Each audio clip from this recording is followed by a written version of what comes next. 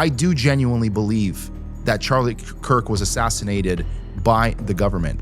I genuinely believe that Erica Kirk had something to do with this assassination. They were tampering with evidence left and right. Nobody's allowed to go to his funeral. Nobody's allowed to know where his body is. The investigation is so sloppy. All of the evidence that's supposed to be investigated, like the scene of the crime. Why wasn't the scene of the crime taped off with yellow tape for 2 or 3 days? And of course, there's also now rumors, the fact that they quietly cremated Charlie Kirk's body. Like, what is going on here? And this 911 call is about somebody that might have butt dialed that says that we have him. What could that possibly mean? We have him.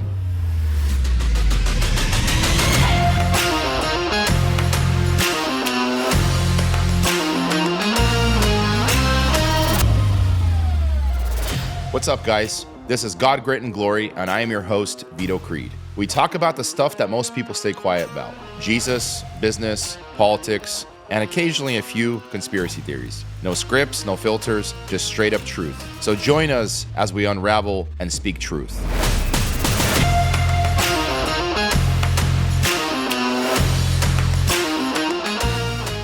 Welcome, guests. This is Vito Creed with God, Grit, and Glory, and we have another episode for you today. So we spoke about Erica Kirk quite a bit over the years. Initially, when a lot of this stuff happened with our Charlie Kirk in, September, October, November, she was the topic of interest for many, many months. And you would think that it being almost August of 2026, that topic of interest would have faded by now. But unfortunately, there are a lot of things that simply just the material writes itself. Just last week, Erica Kirk went to Kirkland. I think this is hilarious because I'm actually from Washington State, so I know exactly where Kirkland is. And she went there to brand her image in a mega church because, of course, it's Kirkland and she's a Kirk, right? Charlie Kirk. And she ended up showing up to this mega church where they spent a majority of their time talking about the crisis that was, Charlie Kirk's death. And we understand, and although we don't disagree with it, they spent almost half an hour at this event talking about abortions and how abortions are the worst thing on the planet, which we understand they have to have some, generic causes for this event. It just can't be all about Israel, which of course there was a lot of that. On the introduction of the entire meeting, this is how you know what the whole purpose of all of this is. I don't know whose idea this was or who made it their priority to say, we have to broadcast Israel in the beginning of this meeting. But the very first basically thing that they showed on their massive screens, their massive teleprompter screens, is some lady that was broadcasting through Israel and said, we are your allies here and we support and blah, blah, blah. And she's going through all the motions there. But the message there is very, very simple. Israel and America are one. That is the message they're trying to shill. That is the message they've been trying to shill for quite a while now, ever since Charlie Kirk died. A lot of information has surfaced, thanks to Candace Owens, that essentially talks about this. I mean, we already know a lot of things that Erica Kirk did that discredited her. I mean, the most obvious thing is her laughing during the Turning Point USA conference roughly 5 days after the assassination. That is insanely wild. And it just shows that she's heartless. We also seen the fact that Donald Trump did something similar where he had no response or no reaction out of this. It just shows people their state of heart and their state of mind on the matter. Of course, the trademarking of the merchandise was really crazy because that Freedom shirt became trademarked by Turning Point USA. All of a sudden, they seen an opportunity, and all these, private LLCs, popped up. Even though we know Turning Point USA is what is it, a 501c or something? It's one of the charity, obviously nonprofit organizations. Although we thought this was purely charity, it was not. It was not. And then stuff like sharing and allowing images of the body in the coffin. And her mother, while invoking privacy and claiming, oh, this is all supposed to be private. This didn't make a whole lot of sense to me because when people demanded that they want to see the coffin, they want to see the body, they want to, visit the gravesite, they started screaming, it is not your right. We have the right to protect this body. We have the right to protect it because Charlie Kirk was a big threat to the anti-establishment, the Democrats and the trans is what they're pushing for. And by the way, and Making Crowded Heaven Again is the name of this conference that Erica Kirk threw in Kirkland. And of course, the pastor is this hipster. He comes out and they spend about 45 minutes doing worship.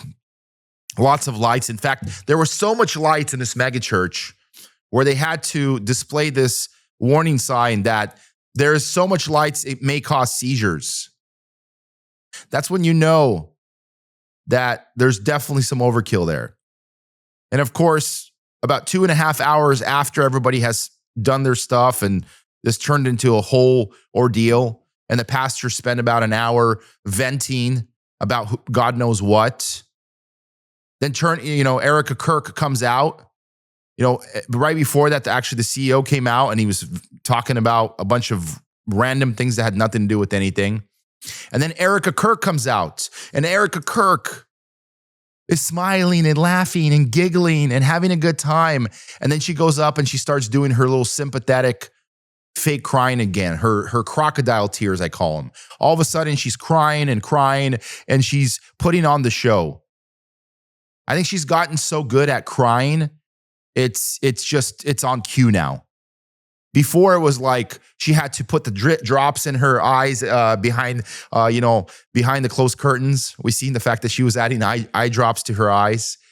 Meanwhile, she was telling people her eyes were so dried out because she spent so much time crying. So she needed the drops to moisturize her eyes. And we're like, yeah, sure. We're not buying that for a minute. And then, of course, the big part is Turning Point USA essentially turning around and saying, oh yeah, it was always Charlie's wish to make her CEO. No, it wasn't. No, it wasn't. Charlie Kirk never wanted her to be CEO. Never. And that video that surfaced at one of the events, that can't even be verified. That cannot be verified if that is even real.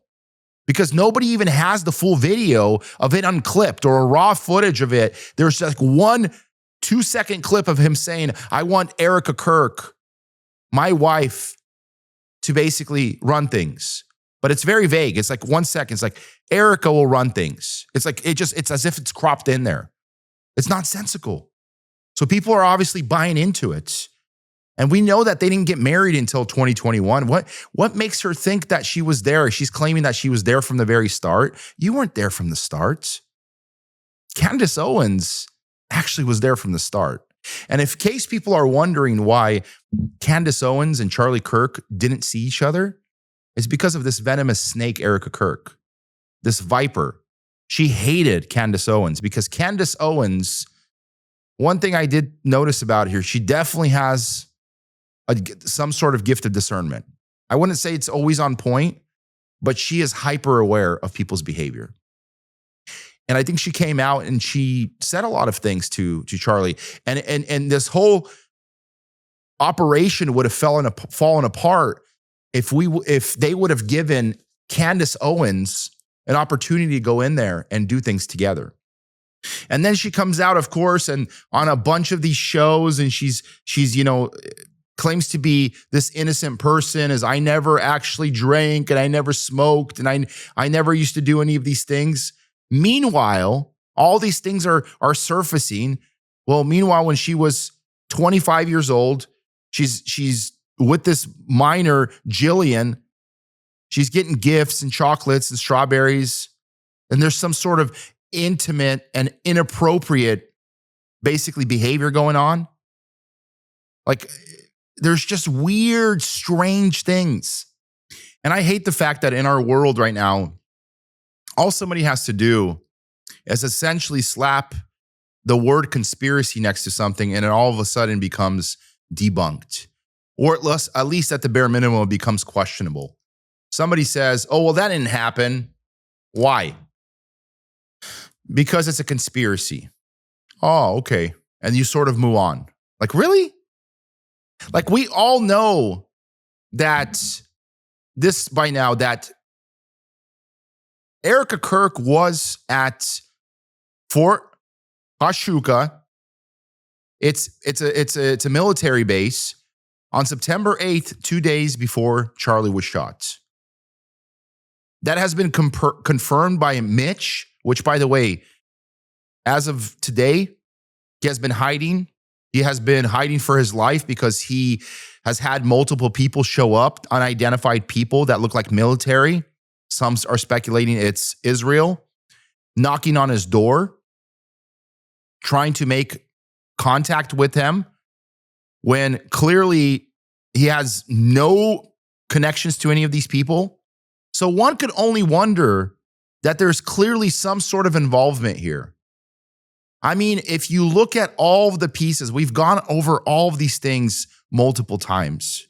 I mean, the fact that Egyptian airplanes followed Erica Kirk for years, and anytime this was brought up, by the way, she would brush it off and say, I don't know what you're talking about. Such conspiracies, ha, ha, ha, ha, ha, ha, ha, laugh it off. And I personally think that the military, the IDF, the Israeli government,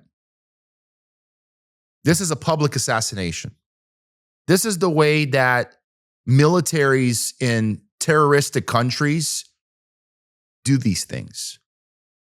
They people publicly to create fear, to instill fear. They did this with COVID, where they were saying, you're going to grandma, you're going to grandpa, you're going to die. You better get vaccinated or you're going to spread the sickness. And little did people understand how severe the sickness was. So they were running. And by the way, 70% of our entire world's population got vaccinated. That's how easy it is to instill fear. So in my opinion, Charlie Kirk was sacrificed for the satanic and occult procedure. I personally think that this is a sacrifice. I had this idea that the Israelis sacrificed him because they have an obsession with sacrificing a red heifer. And I'm going to get a little bit symbolic on you right now, but think about this logically. A red heifer, right? Of course, Republicans are red. They're known to be red. And of course, Charlie is pure. Just so you guys understand, the red heifer was sacrificed a few years ago in Israel. They couldn't sacrifice a heifer because they kept finding flaws in their hair. It has to be perfectly red, like perfectly, like without any imperfections. And of course, Charlie Kirk was pure. They understood that he had a very, very clean background. He's a man of one woman. He was a virgin before marriage. He didn't consume any major drugs or wasn't an alcoholic, didn't have any crimes behind his belt. He was actually a Christian since the age of 13 when he committed his life to Jesus Christ. And he devoted his entire life to freedom and to politics. And at the age of 31, he sacrificed in cold blood on TV, which it became a global assassination. In fact, for people that don't remember, this rang through all the way from Korea to England to Scotland to China. There was videos surfacing just about everywhere. And of course, as all of these things were going on, we can't ignore the fact that all of the evidence that was potentially going to either implicate this Tyler Robinson of sorts or set him free was being destroyed as we know it. They were tampering with evidence left and right. Like the mic all of a sudden, where's the mic that was on him? The lapel mic. The one that everybody was saying, Stu Peters was saying, Candace Owens, I was saying early stages that the lapel mic exploded and it shattered all over the grass there. That's why they repaved that area in UV. And that's the same reason why they got rid of that vehicle, that SUV, because there was shattered glass and shattered metal from the explosion. And when they brought his body in there, it left some of that residue on the carpet. And of course, there was other things like somebody coming in and taking the mics down, taking the cameras down and pulling out the SD cards out of them. Nobody could ever explain why that happened. And of course, there's also now rumors, the fact that they quietly cremated Charlie Kirk's body. Like, what is going on here? And then another one that is kind of been bothering me is where is his family in all this? Not her family. We obviously know her parents are probably part of this. They're in the military. Her mom has government contracts. Her dad was involved in it with Israel's dome that they built. But where's his parents? Where's Charlie Kirk's parents? Where's his sister? Why hasn't there been a single interview? Why hasn't there been a single conversation? I'll tell you why. Because the government spooked them. It said, if you guys come out and say anything, you guys could potentially die. And they didn't say it in a threatening way, probably. They probably came in there and said, don't say anything. This case is too sensitive. The whole world has eyes on you guys right now. And anything you say can potentially get you shot. So they probably came to them and said, don't speak or you'll die. And I'm almost certain of this. And of course, we know there's a lot of speculation here about Lance Twiggs, who's the transgender roommate. Of course, is a transgender guy, which let me tell you something that was crazy about that Make Heaven Crowded Again event that Erica Kirk launched.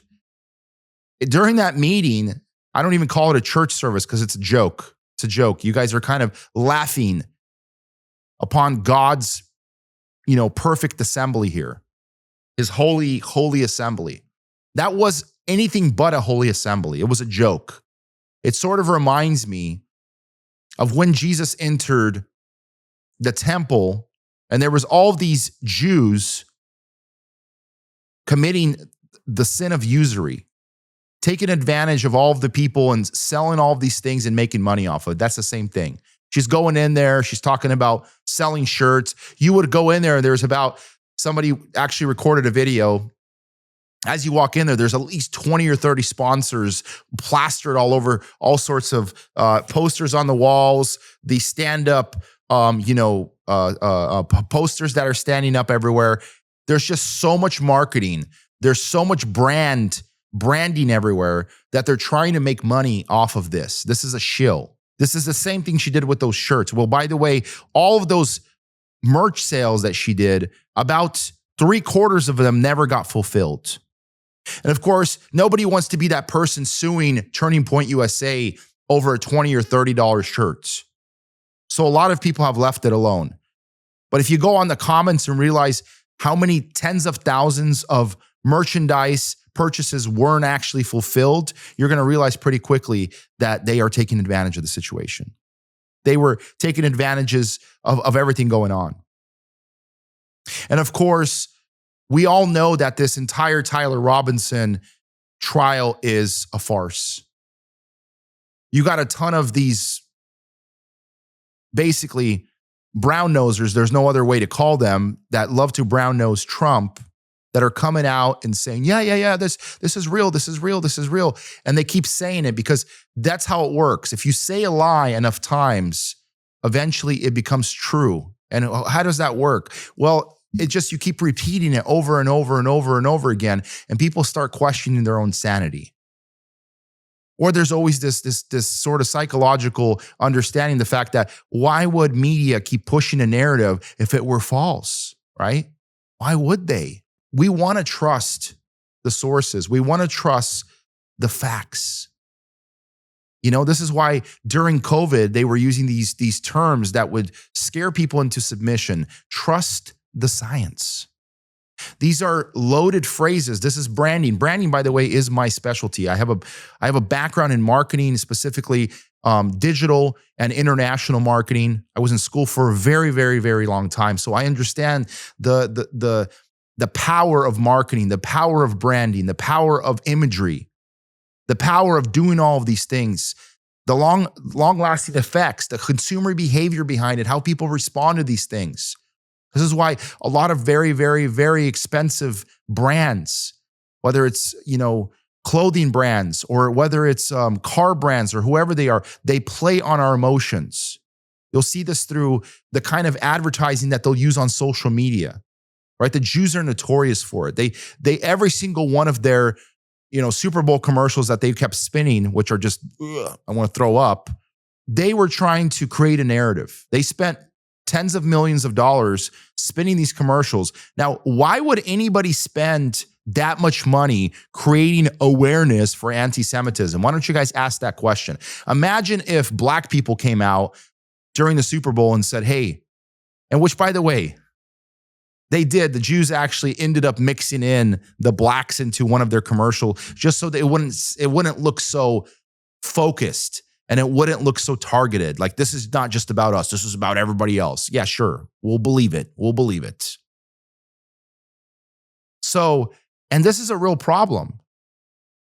And the grooming I talked about earlier with that inappropriate behavior that she had with that younger Gillian Falcon. Everybody wants to ignore that. I mean, we're not even going to get into the conversation that we had, last year about Romania and what she was doing there. I mean, she was in her 20s, early 20s, and she's in Romania doing missionary work, but they didn't call it missionary work. She wasn't doing it for a church. It wasn't an organization. There was just a bunch of weird stuff. And of course, Erica crossed paths with Jeffrey Epstein, or was in his orbit, we'll say, right?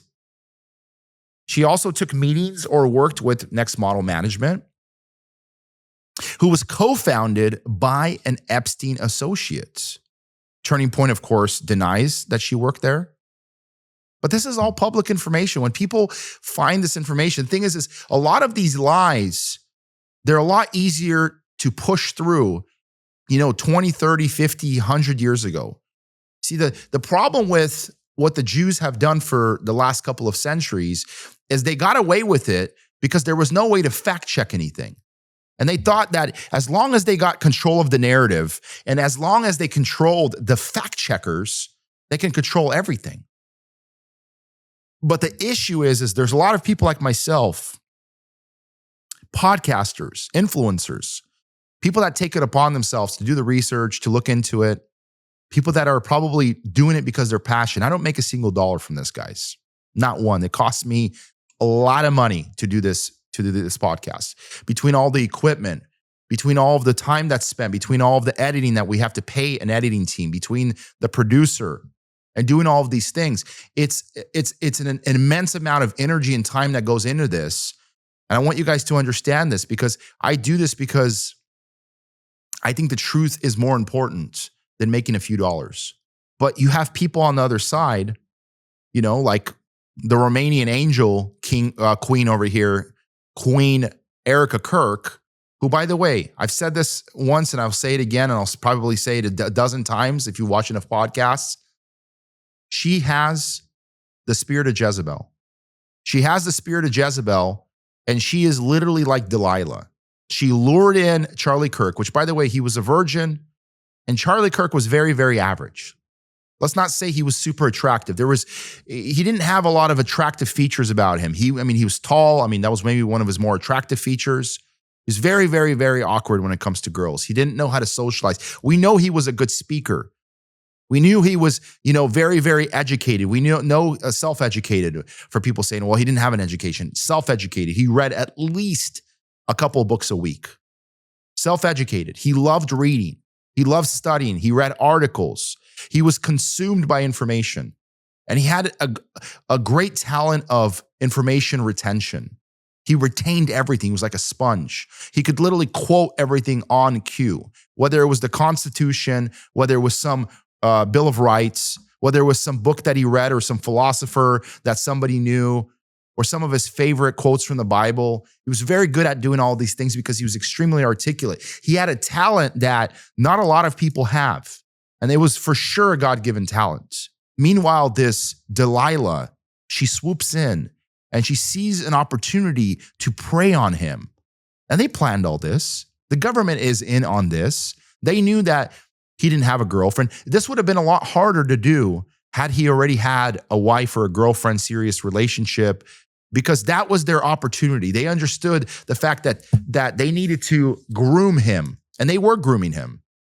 Grooming doesn't necessarily only mean, with children. Grooming could also mean she was his handler, and essentially she was preparing him and she was massaging him into the other understanding and love for Israel. I can guarantee you that a lot of it was pushed by her. She was probably low-key dropping a lot of these things, her love for Israel, her relationship. She visited there many times. She was obsessed with the history there because that's where Jesus Christ comes from. And although that may all sound very innocent, and unfortunately a lot of Christians fall for that narrative, the Zionism and what they call this Star of David actually comes out of this culture, but it is satanic. It is not of God. It is not of Jesus Christ. It is anti-Christ.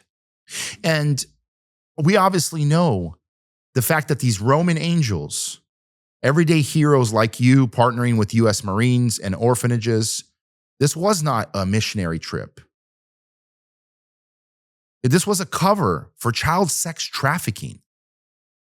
I mean, there's partnerships with colonels that are later accused of trafficking.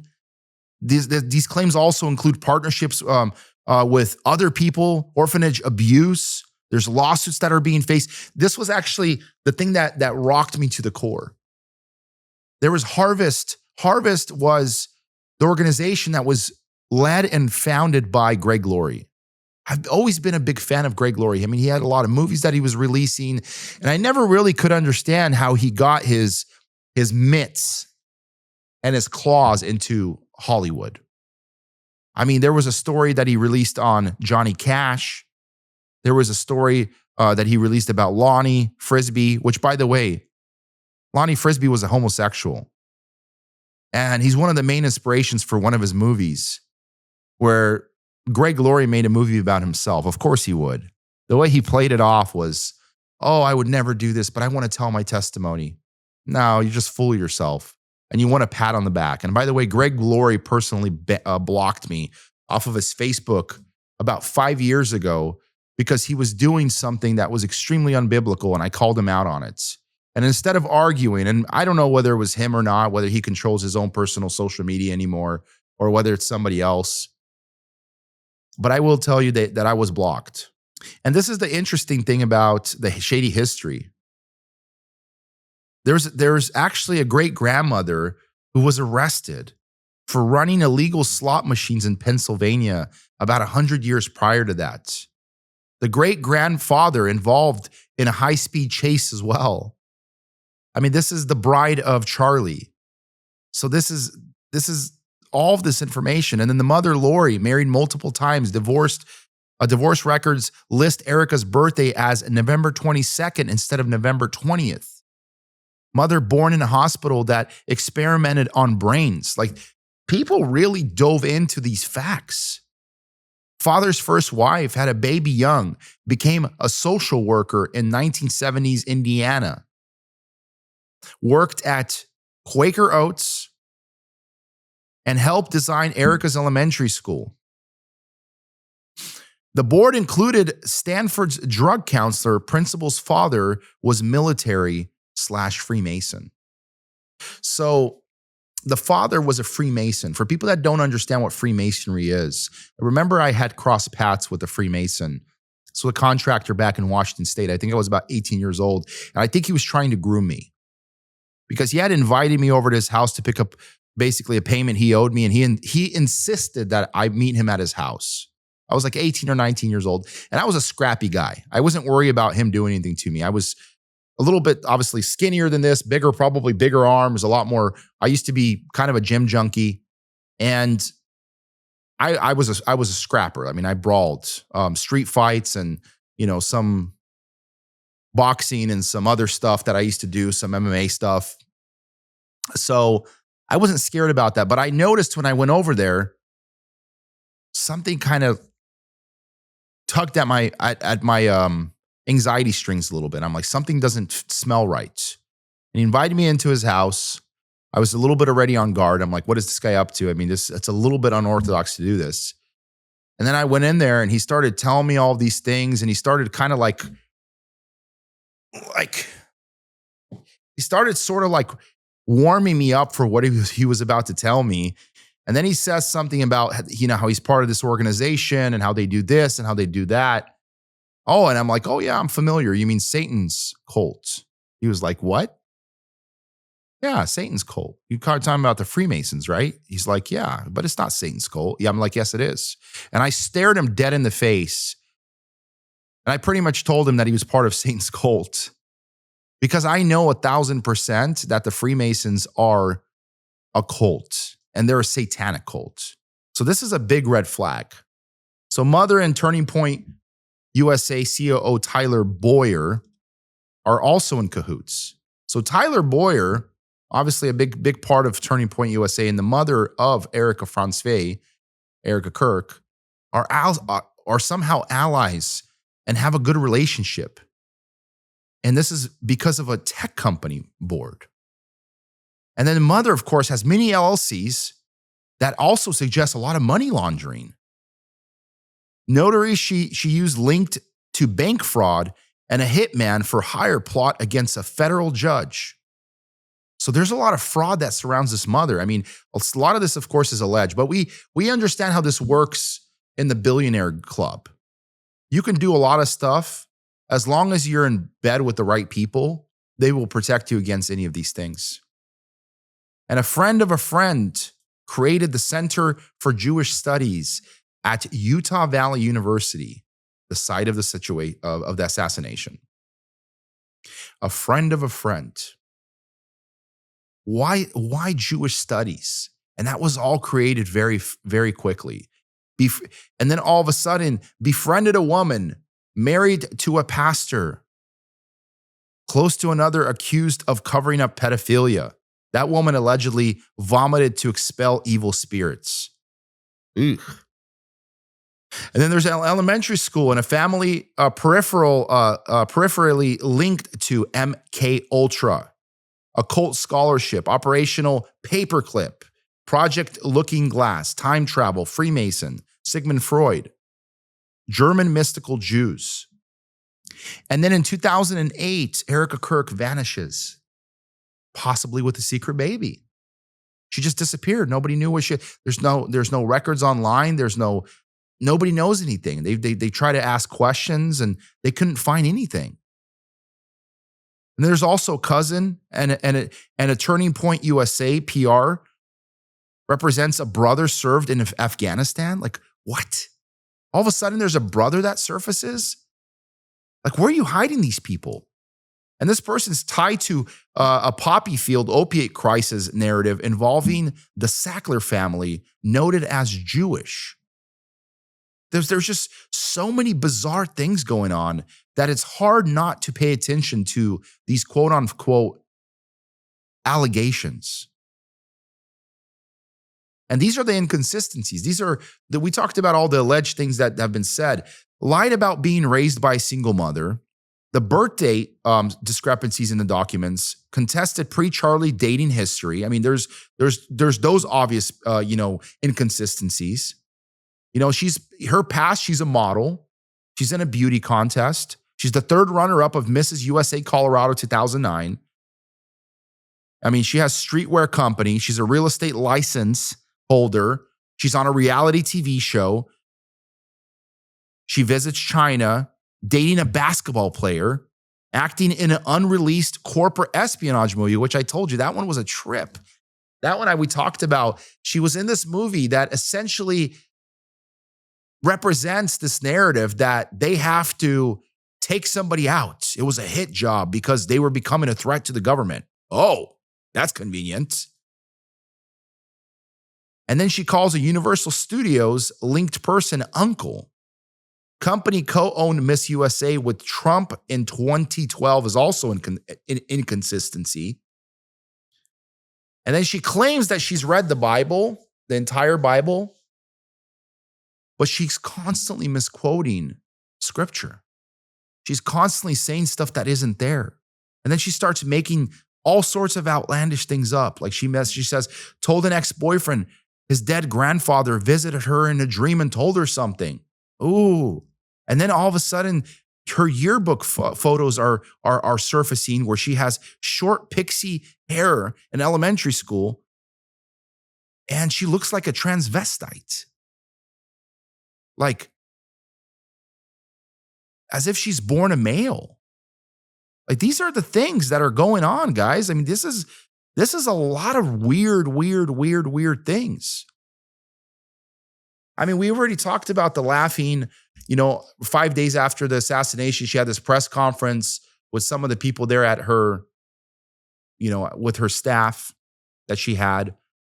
And the reason why I know there's still so many people that don't believe the narrative and are not buying into this narrative is because it doesn't matter how many of these videos I share on Instagram or Facebook. I mean, I just had one that I shared on Instagram. It got like 60,000 views with like almost 20% average engagement rates. And there was like 3,000 something, likes and comments. There was like 1,000 comments and over 1,000 reshares. But the crazy part is it is essentially talking about the fact that she is evil. And 90% of the people agree. And I think that the people that are going in there and disagreeing with this on social are either bots or they're just naive. And I'll tell you, there's even conversations that Candace Owens allegedly had with Charlie Kirk, where she obviously made this reference that he went to an X-Men school. And what she was referencing was Charlie Kirk actually went to a gifted school. He said that Charlie claimed that when he went to the school, there was a lot of agents that were watching him during childhood. Now, this may sound kind of outlandish because it's just, of course, people are going to say this is conspiracy. Why would they do that? And of course, this ties into Project Looking Glass, sometimes spelled Looking in Glass. And this is basically a project where computers were supposedly combined with technology to see and steer history. And Owens claims the fact that Charlie constantly believed that he would die young. But he also believed that he was being stopped. And they were trying to stop him from something because he had a big impact in the future. She said that he was a visionary. He could sort of see the future in a glimpse. And I think partially because God had revealed himself to Charlie Kirk many times. And I truly do believe the fact that God was revealing himself about Erica Kirk, and he was finding out a little bit too much information, and they essentially had to get rid of him. This is why Erica Kirk and Charlie didn't sleep in the same room the night before or several nights prior. I mean, this guy is 6'4", 6'5"? He's a tall guy, by the way. For people that don't know Charlie Kirk, I remember standing next to him. I had to sort of look up. I'm 6 feet and almost a little over 6 feet. And I had to sort of look up. So he's at least 6'4". And he's a big guy. And to be sleeping in his daughter's room, I mean, he can't sleep on his daughter's bed because, I mean, his daughter's bed, I mean, it's probably made for, at most, a 5-foot person. I mean, if he slept on his daughter's bed, his feet would be sticking out 2 feet past his bed. So there was clearly something going on. If he's going to bed in separate bedrooms, you already know that they're having problems. There is something clearly surfacing. Maybe he made some allegations and she sort of brushed them off and they got into a spat. Maybe she accused him of being a lunatic. And the thing is Erica Kirk, by the way, she went to a private school. It's a Tesseract school. she attended this private school, and this private school actually has a program that's connected with the Jewish school with the looking glass. So we talked about Fort Huachuca.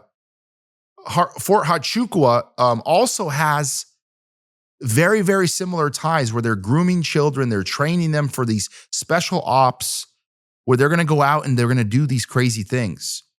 So there's a very, very high possibility that she already started, Erica, started training and started getting groomed from childhood, from basically elementary school. And I know for a lot of you guys, that probably sounds absolutely insane, but why would that not be a possibility? There's a lot of this going on out there. And I'm going to tell you the more important thing is here is Charlie Kirk's posture really did change for Israel. And it changed fast. And Erica Kirk released a lot of these text messages. I mean, there's a lot of commentaries, that are basically him saying, I'm not going to go and support these Zionists. I'm sort of over this. And what's crazy is I feel that Erica Kirk's life is going to be protected no matter what, because she's a shill for Israel and she's a shill for Donald Trump. So she's going to be protected either way. But I believe that anybody that goes against Israel, such as Stu Peters, we all know that Andrew Tate and Tristan Tate have already been arrested. Candace Owens, I think the only reason they're allowing her to run around for the time being is because she said so many things that she's sort of become a little bit sloppy. That's just my critique for her. I think she still has a lot of cool things to say, and I think a lot of it brings significant value, and maybe at least they raise the right questions. One of my favorite things about Charlie Kirk is he always would say, keep asking questions. That is his famous line. He's known for saying that. Keep asking questions, because there are obviously reasons behind all of these things, and we need to know the answers. So he kept pushing for that. He kept pushing for these things. So we've obviously dissected this conversation's 6 ways till Sunday. And I'm going to say this. I do genuinely believe that Charlie Kirk was assassinated by the government. I genuinely believe that Erica Kirk had something to do with this assassination. I think at the bare minimum, maybe if she didn't do 90% of what was said, at the bare minimum, she did about 10% of it. And that's enough to be so guilty that I don't know how she lives with herself. Because to be complacent is to be guilty. There's something in my religion as a Christian called the sin of omission. So when you know you're not supposed to be doing something, or when you know you should be doing something, and yet you still don't do it, it's called the fear of omission. In other words, if she's aware that the government is after her husband, at the worst case, let's just say there's no possible way that she didn't know about any of this. I mean, I'm paying absolutely worst case scenario and best case scenario for her. But let's just say she didn't know anything whatsoever. She's at least at the bare minimum committing the fear of omission. In other words, she at least had to have at least the understanding that something was going on, which I know was like a complete load of crock. She was definitely involved. There can't be, if you take all of these things and dump them into ChatGPT and you say, what is the probability that this, and you name like 20 or 30 different scenarios, and you say, pretend you don't know what the scenario is. What do you think the probability of this is that this can happen, or that this person is innocent? And it will tell you point blank that it is literally impossible. But we are supposed to believe the fact that some amateur 20-year-old punk kid sat on a roof, shot him with the 30-06, his Superman neck stopped the bullet. They rushed him away to the hospital, which, by the way, when they were rushing him away, all of a sudden, all of these IDF soldiers jumped on him and started stripping him of a lot of things. And they're saying, oh, we were just trying to save him, maybe give him CPR. And then they were, of course, coming out and saying, oh, you're not allowed to give him CPR, in which that's one thing I forgot to mention. There was a video that now Candace Owens is doing an entire series on about the 911 call. And this 911 call is about somebody that might have butt dialed that says that we have him. What could that possibly mean? We have him. Oh, we grabbed him. So in other words, when somebody says that in a military operations, just to tell you guys, that means that they've retrieved the asset. They've retrieved that asset. That means that the mission is complete. They were probably told that one of their number one missions was to retrieve the asset, and the asset is Charlie Kirk, the physical body, and to get him away from the site of the crime. So there was no questions asked. He's grabbed. He's transported who knows where. He allegedly goes to a hospital. An autopsy isn't done. Nobody's allowed to go to his funeral. Nobody's allowed to know where his body is. The investigation is so sloppy. All of the evidence that's supposed to be investigated, like the scene of the crime. Why wasn't the scene of the crime taped off with yellow tape for 2 or 3 days? No. Why would they tape it off? They don't tape off stuff that they did themselves. Why was the truck not impounded? Why was the clothes off of his back not pulled in for evidence? The only thing they pulled in for evidence was Tyler Robinson's backpack and Tyler Robinson's alleged bag with his rifle. But everything else, it's fair game, right? The stuff that is essentially implicating the government of being guilty is destroyed or it's stripped. And whether it's cameras or sensors or chairs or tables or the site where he was shot or the tent, any of that. Why were none of these military soldiers investigated? Why was nobody cross-referenced or cross-examined? Why didn't they bring in all of his security detail and investigate them and said, hey, where were you on the night of this and that? What is their alibi? Why has nobody looked into this? Why hasn't the prosecution or these secret investigators looked further into this matter? Because they're not allowed to. They're not allowed to because somebody sitting on top is pulling all of the strings. And essentially, it's becoming harder and harder and harder to get any real truth out. This is why I am so passionate about my voice band project, because I understand how important freedom of speech is to this world. Because when you have controlled opposition, it doesn't matter. Do I believe that Candace Owens, to a certain extent, is controlled? I'd have to be a fool not to believe that. You know why? Because she is the only person. Think about this. She is the only person that I have never heard of her being banned for saying literally anything. I mean, you have Nick Fuentes. You have literally even Kanye West, for God's sakes. Of course, Stu Peters, he's not even allowed to have a TikTok account or a YouTube account. He periodically creeps back into Instagram. I think he's back on Instagram right now, and he'll get up to 50,000. He says 50,000 or 100,000 followers. It'll take him by about 6 months or a year, and they'll ban him again. And they just keep banning him and keep banning him and keep banning him. Why has Candace Owens not been banned? They have not taken a single channel away from her. And some of you may say, oh, she has lawyers. You don't think Stu Peters has lawyers? Well, she doesn't really talk about the stuff that they talk about. She's very careful the way she positions her arguments. She's really not.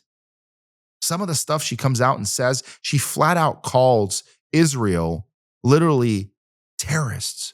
She calls them lunatics. She calls them literally all of these things that they deem in society as extremely hate speech or extreme anti-Semitism. But I mean, I can't help but ignore that because I look at it and I think to myself, she had to have been shut down by now if she wasn't to a certain extent controlled. You know, I mean, Alex Jones, it's another one, man. They could have shut him down a long time ago. And I know some of you may argue and say, well, they did, but with the Sandy Hook stuff, he got sued for, $1 billion, which ended up shaking out a couple $100 million out of him and bankrupting him. Sure. But he's back on the air as if nothing happened. So it's really questionable to me when these things happen. So I'm gonna end with this. I mean, our podcast is over. We're reaching about an hour now, but I genuinely believe that everybody's in on this. I don't think anybody can make it far enough. Right now I'm looking at, James Fishback, by the way, and if you guys haven't voted yet, or you put it on your calendar that voting is in August here in Florida for governor. Go and vote. James Fishback is on the ticket, and he needs to win this. Our freedom depends on it. Our future depends on it. Florida's future depends on it. If we allow this shill for Israel, Byron Donalds, this freaking moron, to win, we're going to lose our entire ability to do anything here. All these data centers are going to come in. They're going to probably increase the flock cameras by about tenfold. You're going to be driving down the street. You're going to be getting popped left and right for speeding and for this and for that. And all of a sudden, your license is going to be suspended, and then they'll arrest you. And then they're just going to literally basically run you into a corner. And then what are you going to do with yourself? Yeah, that's the world we're headed into, even a more dystopian world than we live in already. And I'm not for it. It's disgusting. It's vile. And I'm encouraging you guys to do your part. Spread truth. Share this. Share this video. Tell your friends about it. Get them involved. Vito Creed, God, Grin, Glory. Stay tuned for more.